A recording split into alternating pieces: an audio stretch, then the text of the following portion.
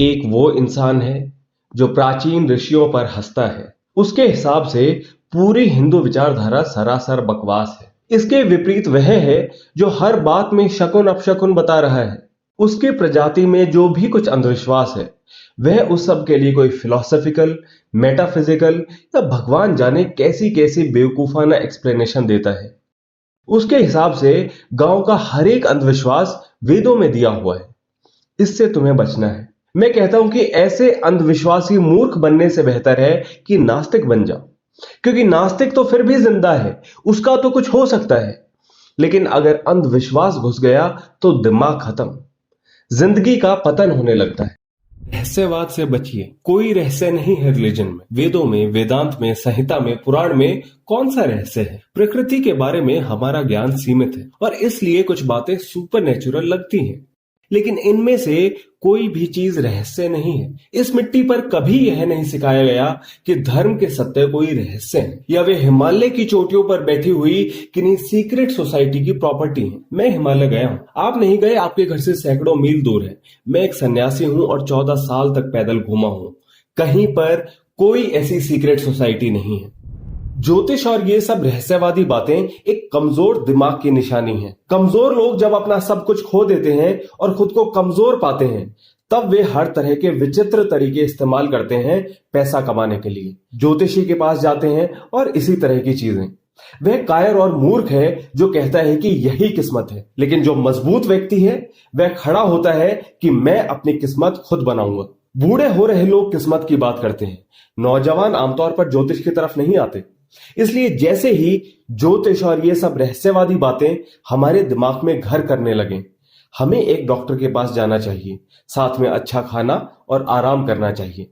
वे सब एसोसिएशंस जिन्हें इंसान के लिए हमदर्दी नहीं है और जो अपने भाइयों को भूख से तड़प कर मरते देखकर भी उनकी जान बचाने के लिए मुट्ठी भर चावल भी नहीं देते, जबकि पक्षियों और जानवरों के लिए खाने का ढेर लगा देते हैं, उनसे मुझे रत्ती भर भी हमदर्दी नहीं। और मुझे नहीं लगता कि समाज का उनसे कुछ भला होता है। अगर आप कर्म की दलील देते हैं, कहते हैं कि इंसान अपने कर्मों की वजह से मर रहे हैं, तब तो यह निष्कर्ष निकलता है कि इस दुनिया में किसी भी चीज के लिए संघर्ष या कोशिश करना बेकार है। जानवरों की रक्षा के लिए आप जो काम कर रहे हैं, यह भी अपवाद नहीं। आपके काम के बारे में भी तो यह कहा जा सकता है कि गौ माता अपने कर्मों की वजह से कसाई के हाथों में पड़ती है और मारी जाती है, और तब तो इस मामले में भी हमें कुछ करने की जरूरत नहीं।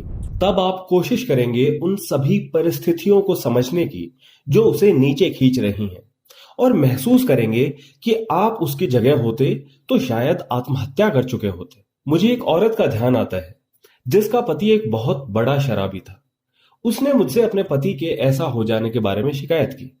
मैंने जवाब दिया कि मैडम, अगर 2 करोड़ पत्नियां आपके जैसी हो जाएं तो सभी पति शराबी बन जाएंगे। मिसेस एस्टन जॉनसन का मानना है कि कोई भी आध्यात्मिक व्यक्ति बीमार नहीं होना चाहिए। अब उन्हें ऐसा भी लगता है कि मेरा धूम्रपान करना एक पाप है, लेकिन मैं जो हूं सो हूं। काश कि मैं इतना लचीला होता कि जो कोई मुझे जैसा चाहता मैं उसी तरह ढल जाता। लेकिन दुर्भाग्य की बात है कि मैंने आज तक ऐसा कोई इंसान नहीं देखा जिससे सभी लोग संतुष्ट हों। हाँ, मैं जानता हूं, शंकराचार्य ने कहा है कि यहाँ आहार का अर्थ है इंद्रियों की वस्तु, जबकि श्री रामानुज ने आहार का मतलब लिया है खाना। मेरे विचार में हमें वह मतलब लेना चाहिए जो दोनों से मेल खाता हो। क्या हम अपना पूरा जीवन इसी विमर्श में गवा देंगे कि कौन सा खाना शुद्ध और कौन सा खाना अशुद्ध, या कभी अपनी इंद्रियों को नियंत्रित करने का अभ्यास भी करेंगे? पुजारियों को लगता है कि एक भगवान है, लेकिन केवल उन्हीं के रास्ते उस भगवान को जानना या उस तक पहुंचना संभव है। आप उन्हें दक्षिणा दो, उनकी पूजा करो और सब कुछ उनके हाथ में छोड़ दो। दुनिया भर के इतिहास में यह प्रीस्ट वाली प्रवृत्ति बार बार उठती रही है। पावर के लिए यह बड़ी प्यास, टाइगर की प्यास जैसी, यह इंसानी स्वभाव का हिस्सा मालूम पड़ती है। प्रीस्ट आप पर हावी हो जाते हैं, आपके लिए हजारों नियम बना देते हैं। वे सरल सत्य को भी घुमा फिरा कर बयान करते हैं। वे आपको कहानियां सुनाते हैं खुद को ऊंचा दिखाने के लिए। आपको बहुत से रस्म और कर्म कांड करने होते हैं।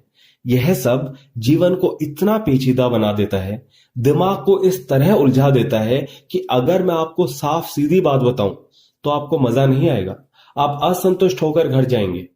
वे अकेले ऐसे थे जिनका मकसद कोई पावर नहीं था। जो दूसरे महान लोग हुए हैं उन सब ने कहा कि वे खुद भगवान के अवतार हैं और जो उनमें विश्वास करेगा उसे स्वर्ग मिलेगा।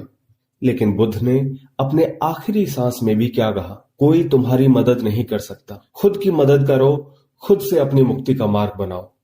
मैं तुम्हें आशीर्वाद देता हूं कि जाति, रंग, जन्म, रिलीजियस मेरिट, इन सभी को लेकर तुम्हारा अहंकार हमेशा के लिए मिट जाए।